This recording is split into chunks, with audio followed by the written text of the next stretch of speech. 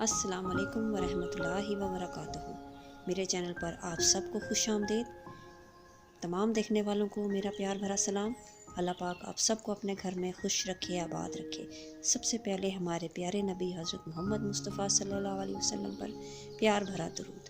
اللہم صلی علی سیدنا و مولانا محمد وعلی آل سیدنا مولانا محمد وبارک وسلم علیہ۔ آج جس خواب کی تعبیر میں آپ کو بتاؤں گی وہ ہے خواب میں ہاتھی دیکھنا۔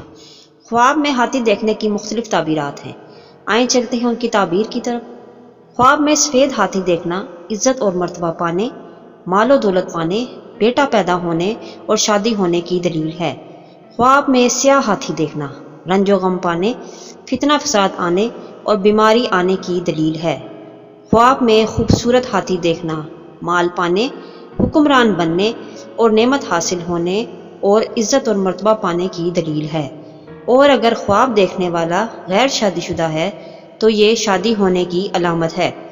خواب کے اندر جنگلی یا خونخوار ہاتھی دیکھنا وبا آنے، لڑائی جھگڑا، پریشان ہونے کی دلیل ہے۔ خواب کے اندر خونخوار ہاتھی کو قابو کرنا مشکلات کا حل ہونے، لڑائی جھگڑا ختم ہونے اور دشمن پر فتح حاصل ہونے کی دلیل ہے۔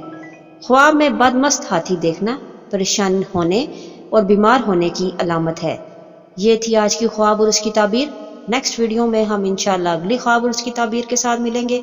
تب تک اپنا بہت دھیان رکھیے۔ اللہ حافظ۔